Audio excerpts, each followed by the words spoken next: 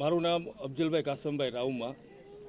આજે સૌપ્રથમ આ બધા મીડિયા મિત્રો અહીં હાજર છે, તો સૌથી પહેલાં તો જે વોર્ડ નંબર 16માં કલેક્ટર સાહેબ દ્વારા મામલતદાર સાહેબના હસ્તક જે 1297 નોટિસ દેવાયેલી છે, એ સંદર્ભે પબ્લિકના પ્રશ્નોને વાચા આપવા માટે તમારા મીડિયા મિત્રોને આવકાર્યા છે અને તમે બધાય અત્યારે અહીં હાજરી આપી અને આ કવરેજ લ્યો છો। સૌથી પહેલાં અમે બધાય તમારા આભારીએ છીએ કે અહીંના સ્થાનિકોની રજૂઆતને સાંભળવા માટે અને પ્રજાલક્ષી બધાની વચ્ચે મૂકવા માટે તમે આવેલા છો।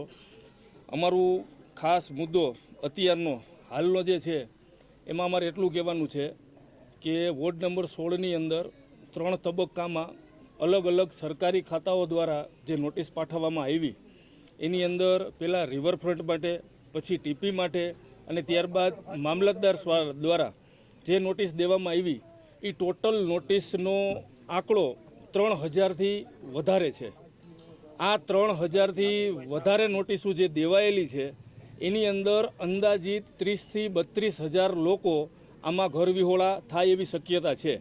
અગાઉની 2 નોટિસોમાં હાઈકોર્ટની અંદર પિટિશન દાખલ કરેલી હતી અને એ અત્યારે કોર્ટમાં મેટર ચાલુ છે અને અત્યારે જે હાલમાં 1297 નોટિસ દીધેલી છે એ સંદર્ભે બી અમે 3 પિટિશન દાખલ કરેલી છે છેલ્લા 3 દિવસોમાં અને એ પણ આગામી દિવસોમાં હાઈકોર્ટને જ્યારે સુનાવણીની તારીખ આપશે ત્યારબાદ હાઈકોર્ટ દ્વારા જ એની આગામી માહિતી અમે તમને આપી શકશું।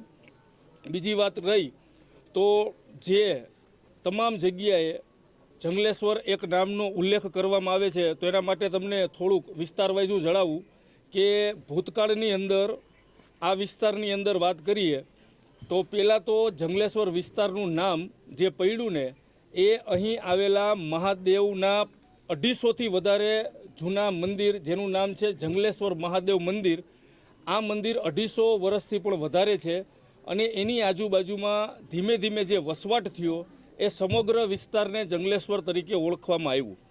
આ જંગલેશ્વર વિસ્તારની અંદર માત્ર જંગલેશ્વર નથી, જ્યારે કોર્પોરેશન અસ્તિત્વમાં આવ્યું ત્યારબાદ મ્યુનિસિપાલિટી કોર્પોરેશન દ્વારા આ સમગ્ર જંગલેશ્વર વિસ્તારને અલગ અલગ શેરીઓમાં ડિવિઝન કરવામાં આવ્યું। એની અંદર એકતા કોલોની જંગલેશ્વરની 1 થી 37 નંબર, ત્યારબાદ બુદ્ધનગર, ત્યારબાદ રાધાકૃષ્ણનગર, ત્યારબાદ નાળોદાનગર, ત્યારબાદ સૂર્યોદય સોસાયટી અને એની અંદર સાગર સોસાયટીનો સમાવેશ થાય છે।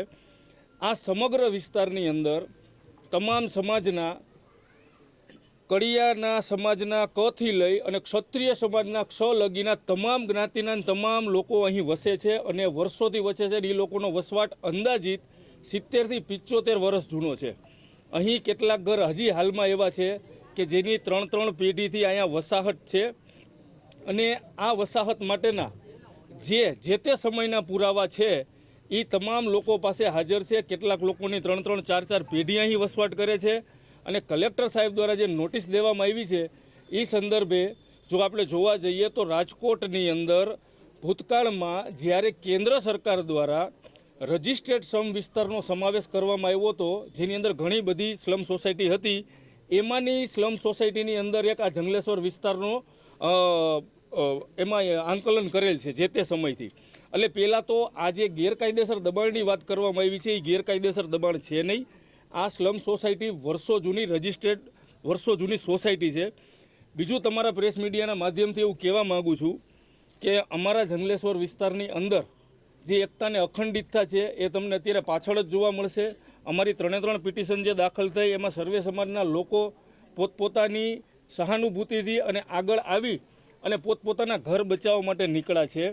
બીજી એક વસ્તુ જોવા જઈએ તો અમારા વિસ્તારમાં આખા વોર્ડ નંબર 16માં જે નદી કાંઠાનો આ વિસ્તાર છે, જેની અંદર આ 6-7 સોસાયટીનો વિસ્તાર આવરી લેવામાં આવ્યો છે, એની અંદર 200થી વધારે વિધવા બહેનો એવી છે કે જેના ઘરમાં કોઈ કમાવાળું નથી, જેના નાના બાળકો છે અને એ બેન રોજ કામ કરી અને ઘરકામ કરી અને એના ઘર હલાવે છે। એ લોકો માંડ 10x10ની કે 12x12ની ઓયડીમાં રહે છે। આ લોકો માટે મહેરબાની કરી અને કલેક્ટર સાહેબને અમારું નિવેદન છે કે એ લોકોનો ખાસ ખ્યાલ કરે। જો એનો આશરો છીનવાઈ જશે તો એની પાસે બીજો કોઈ રસ્તો નથી। આના સિવાય કેટલાક વયોવૃદ્ધો એવા રહે છે કે જેને એના બાળકો મૂકીને વયા ગયા છે અને જે આડોશી પાડોશી ઉપર જમવામાં પણ નિર્ભર છે।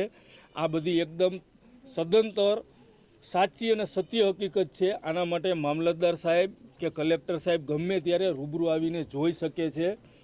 આ વિસ્તારની અંદર જે નોટિસ ફાળવવામાં આવી અને જો આ સંદર્ભે આગામી દિવસોમાં ડિમોલેશન કરવામાં આવે તો આ ડિમોલેશનમાં 30,000 થી 32,000 લોકો ઘર વિહોણા થઈ જાય એવું છે.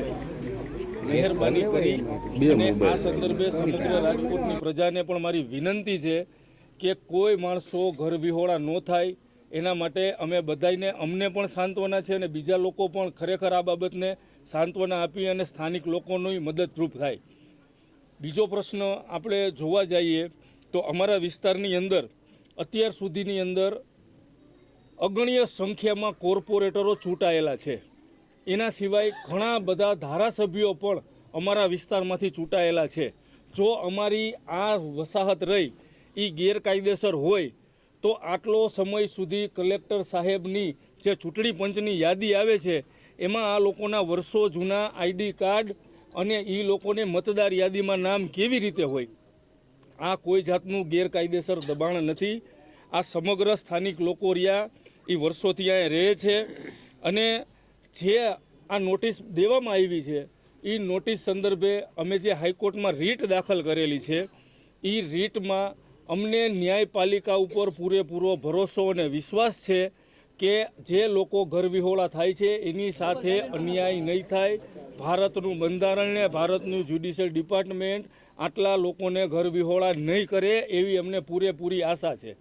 આના સિવાય બીજો એક ખાસ મુદ્દો જે છેલ્લા 2 દિવસની અંદર ગંભીર ઉપડ્યો છે કે એક પક્ષ દ્વારા જન રેલીની આયોજન જે કરવામાં આવ્યું છે એમાં અમે અત્યારે જે હાઈકોર્ટમાં રીટ પિટિશન દાખલ કરવા માટે સ્થાનિક લોકો જે ગયા, જેની અંદર પિટિશનરો પણ મારી સાથે છે અને એના સિવાય જે લોકો પિટિશનરોમાં સામેલ છે અને જે લોકો કાર્યકરમાં એ બધી જગ્યાએ જે રહેણાંક લોકો અને જે સ્થાનિક આગેવાનો હાજર છે, આ લોકોને આ મહારેલીથી કાંઈ લેવા દેવા નથી. આ રેલીની અંદર અમે ક્યાંય પણ જગ્યાએ જોડાયેલા નથી. અમારી સાથે પિટિશનરમાં લોકો તો ઘણા બધા છે પણ વસ્તુ એવી છે કે કેટલાક લોકો પોતે આર્થિક સક્ષમ ન હોવાથી પોતે હાઈકોર્ટમાં વકીલની ફી પણ અફોર્ડ કરી શકે એમ નથી. એટલે જે લોકો અફોર્ડ કરી શકે એમ હતા એવા જ લોકોની પિટિશન અમે 171 કે 72 જણાની હાઈકોર્ટમાં દાખલ કરેલી છે. હાજી,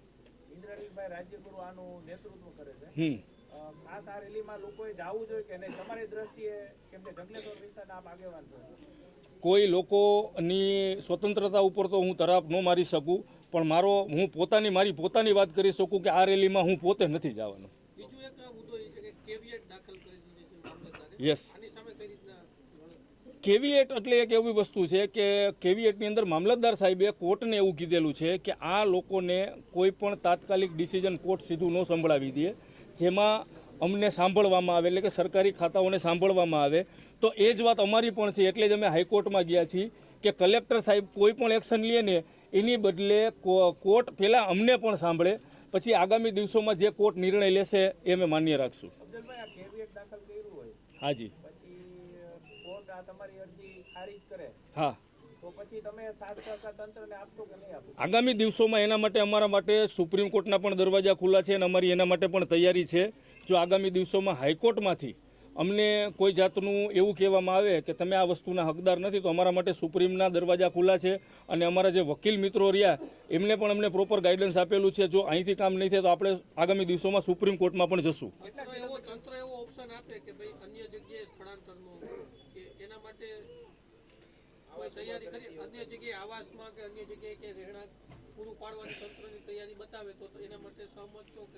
વૈકલ્પિક જગ્યાનો જે સ્કોપ રહ્યો ને એ તંત્ર દ્વારા અવારનવાર પહેલાં ભૂતકાળમાં પણ આપેલો છે પણ એ પ્રમાણેના ક્વાર્ટર્સ કે આવાસ હજી સુધી પૂરા લોકોને 100% ફાળવવામાં અત્યાર સુધીમાં આવેલા નથી.